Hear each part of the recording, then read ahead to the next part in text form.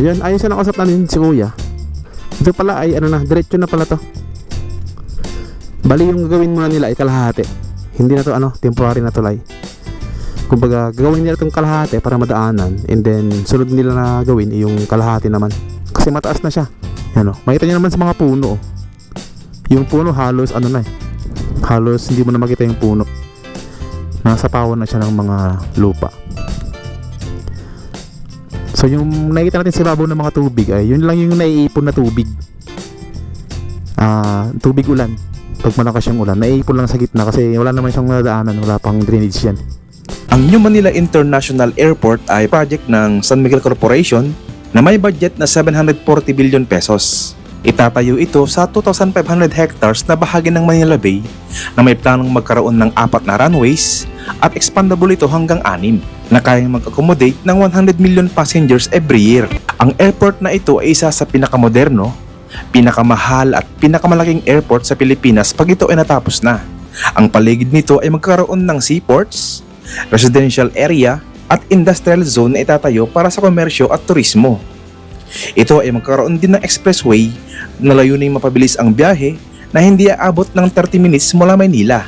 Magkakaroon din ito ng access sa ginagawang MRT7 sa Bulacan. Pag natapos na ang nasabing airport ay makakapag-produce ito ng libo-libong trabaho sa mga Pilipino, dadami ang mga negosyo, investor, at lalong-lalo na ang turismo sa Bulacan.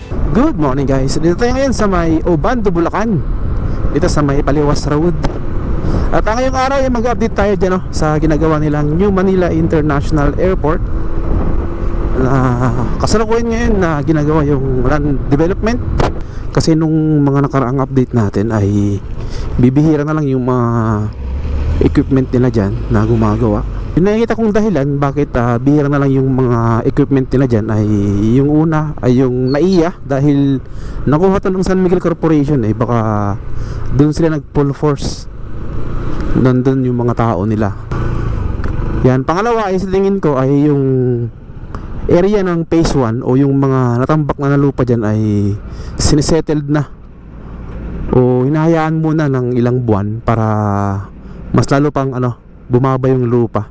Ngayon ay puntahan natin kung ano na yung sitwasyon dyan. Ito nating lapitan ulit ito. So ito naman yung Tawiran Bridge. So ginagawa na yung dito, alternative na tulay na gagawin nila. Mayroong dadaanan yung mga tao na tatawid dyan sa Taliptip, yan, Bambang. Kasi ito lang yung nag-iisang tulay dito. Ito yung May Kawayan River. So ito lang yung nag-iisang tulay dito na makakatawid ka dun sa kabila. Yan, dito tayo sa unahan. Meron silang dito, generator. So parang nagano sila dito, full force na. Yan, ito yung ginawa dito. Ganito siya. Parang high tide na naman ngayon.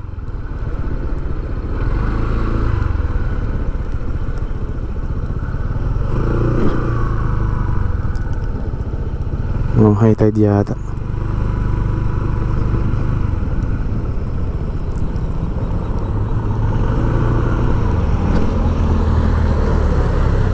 Ayan, ayun sa nakausap natin si Kuya. Ito pala ay diretso na pala to. Bali yung gagawin muna nila ay kalahati. Hindi na to temporary na tulay. Kumbaga gagawin nila itong kalahati para madaanan, and then sunod nila na gawin yung kalahati naman. Ayan, para diretso na, hindi na sila gagawa ng temporary na tulay dito. So makes sense din, mas okay siya. Kasi pagka mayroon pang dito, temporary na tulay, tatagal yung trabaho. So ayos yung ginawa dito. So ulitin ko, itong ginagawa nila dito ay kalahati ng tulay. Yan. So pag natapos tong kalahati ng tulay, pwede nang daanan to itong natapos na, and then bakbakin na to itong luma dito. Sisirain na to, tapos gawin naman yung kalahati. So mas malapad to hanggang dun abot to ng 4 lanes itong tulay dito. Ayos, ang laki ang laki ng niya, pundasyon. Ito yung mga gumagawa dito, yung kontraktor.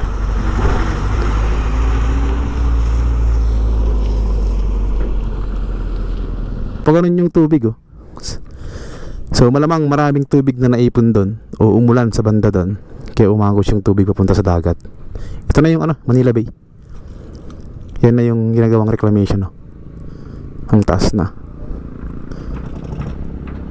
Yan dito, makita nyo dito na mayroong river cage dito sa harapan natin. So yung kapal ng bakal na ginamit ay 1 inch. So makapal to. Yan, oh. Ito ay para sa mga pundasyon ng tulay na gagamitin. Yan, talagang pinupuspusan na itong matapos kasi kailangan na. Malapit na nga bumigay itong tulay dito. Malapit nang bumigay itong tulay. So, proceed tayo dun. Mayroong dito, bangko. Cubao, Pitwason, Alimol. Ito kaya yan. Wala naman dagat sa o tubig sa Cubao. Meron sa Ilog Pasig. Oh, pwede, no? Pero may malabo. Yan, marami pa rin dito, namimingwit. Kasi maraming tubig na nanggagaling dyan sa taas. Nanggagaling dyan sa Bulacan proper. Papunta dito sa Manila Bay.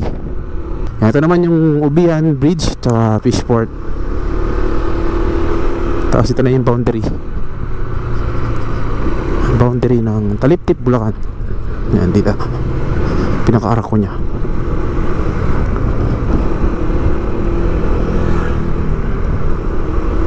Parang malapit nang umapaw yung tubig dito. So kahapon siguro nag-high tide dito o kagabi. Yan, makita dito na meron pang lamat dito ng tubig.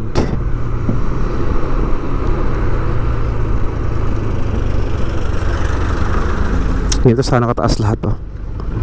Hindi na siya abutin. Yan, ito dito.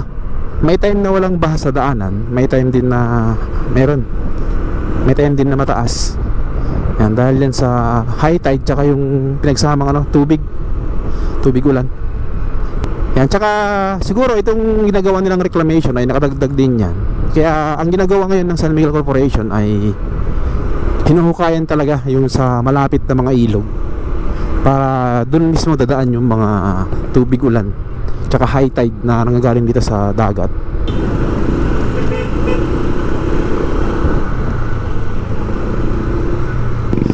Yan, dito tingnan natin yung ginagawa dyan na road rehabilitation dito. Kasi sobrang dito, sobrang sira na yung mga kalsada dito. Ayan, oh. Galing nga to sa sa taas na mga tubig ulan. Yan, oh. Yan, dito mataas dito.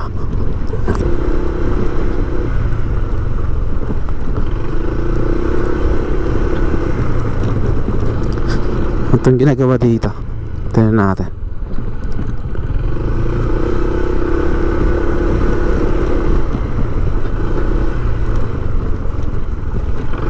Ito yung pinaka backdoor ng New Manila International Airport. Ayan, oh, di ba? The back door is coming. Ganda. So kung ganito lahat sa gilid, yung mga kalsada dyan, maganda, wala tingnan. So sana magbigay ito sa mga gumagawa dito. Ito yung sample kung gaano kaganda. Kasi sama mo pa to ng climate change ay talagang magbabago talaga yung ng mundo. Hanggang dito lang, oh. Dapat hanggang dun yun. Iya. Ayan, ito wala na dito. Wala na nga dito. Tignan natin sa unahan. Baka meron din ginagawa doon.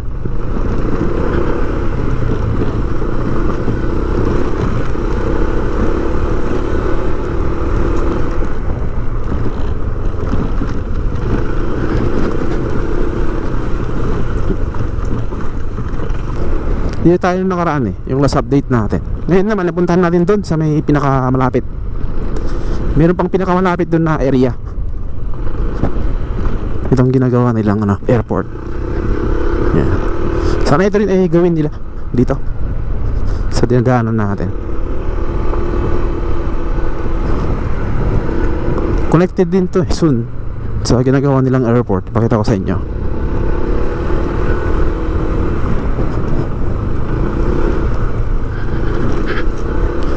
Dati kasi maulan, kaya hindi ko na tinuloy doon hanggang doon sa dulo. Umulan kasi dati, kaya dito lang tayo. Yan, dito lang tayo nakaraan. Ngayon ay puntahan natin doon sa unahan.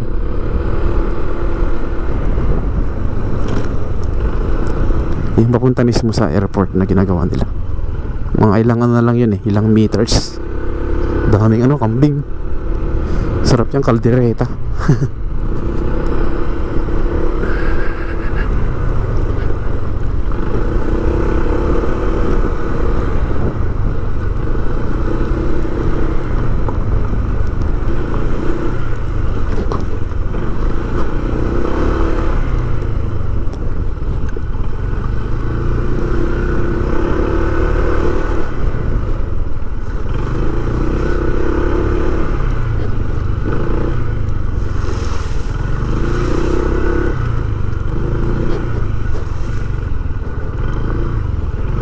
Ang ganda ng mga dito. Uy, ano yun Tikling.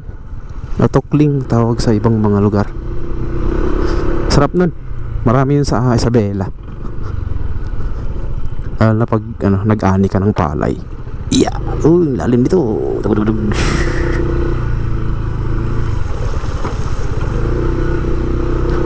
Yan, konti lang pala dapat gawin na to.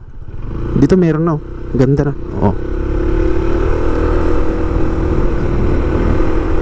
Mataas na rin dito.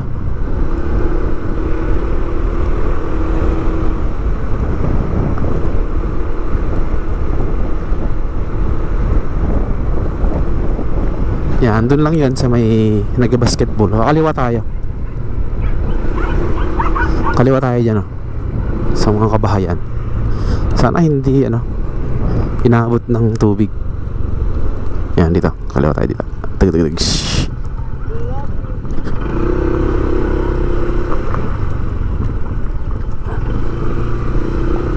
Yan, ganito yung mga daanan dito. Rough road. Dito na yung papunta sa airport. Diyan na siya.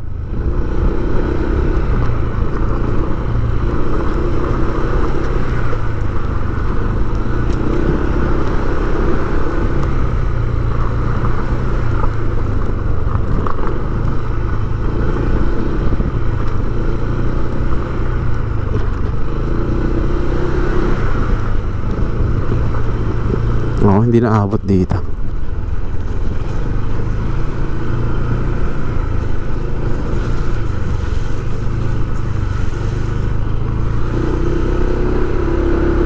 Merong nag-ano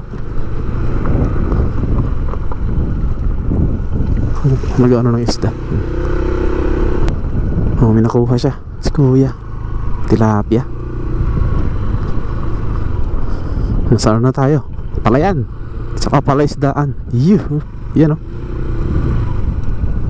Diyan na yung ginagawang airport. Malapit na rin pala dito. May mga tambak na rin dyan Yan yung mga burak na sa may gilid ng palaisdaan na yan. Yan, tinatambak nila dyan. Kasi dito rin pala ay nagdidredge sila. Yan kita dito na may mga nakatambak dyan sa parte ng gilid ng mga palaisdaan.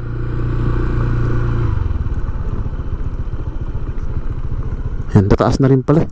So ito na yung phase 1 siguro sa parte na to, yung sarapan natin. Kasi sa tayo, right side nya. Kung galing tayo dun sa may Tawiran o Paliwas Road o Tawiran Bridge, kaliwa. Nasa tayo ngayon? Kaliwang gawin ng ginagawa nilang airport. So kung ito yung phase 1 nya, so malamang itong lupa dito ay sinisettled na lang to bago siya tayuan. Kasi mataas na siya. Aabot na to ng 8 to 10 meters yung taas niya. Yan makita niyo naman sa mga puno. Yung puno halos Halos hindi mo na makita yung puno. Nasa pawan na siya ng mga lupa. Ayan. Sa drone lang siya makikita na parang mababa, pero pagka nilapitan mo yan, ang taas niyan. So yung nakikita natin sa babaw ng mga tubig ay yun lang yung naiipon na tubig. Tubig ulan. Pag malakas yung ulan, naiipon lang sa gitna kasi wala naman siyang nadaanan, wala pang drainage yan. So naiipon lang siya dyan. So yan, hopefully sa 2025 ay mag-umpisahan na to construction dito sa pinaka phase 1 niya. Kasi yung target completion niya ay hanggang 2027, 2028. So yun. So yun, pagkatapos ng airport na to ay maraming trabaho to na may bibigay sa mga taga Bulacan. Hindi lang dito sa malalapit dito, kundi sa buong Bulacan siguro. Kasi priority nila yung mga malalapit dito, mabigyan ng trabaho. Sigurado yan. Libo-libo. So makita naman natin dyan na bihira na lang yung mga gumagawa dyan ng mga equipment. Kasi ayon sa mga nababasa ko rin online ay parang nag-focus yata sila sa NAIA. Kasi nakuha rin ng San Miguel Corporation yung NAIA na project. So siguro yung ibang mga nila tauhan ay doon muna nag-focus habang sinesettled yung dito, lupa dito sa natapos na phase 1 o phase 2 siguro dito tapos na rin. Kasi malawak na yung natambak dyan. Sobra kalahati na eh. So yung pagkakalam ko dito, tuloy pa naman tong project na to. Marami kasi nagko-comment na tumigil na raw to. Kasi, pero ayon sa official ng SMCI, tuloy tong airport na to. May mga ilan lang dyan na mga trabahador nila. Kasi yung ibang trabahador nila nandun sa NAIA nagpo-focus sa panigurado.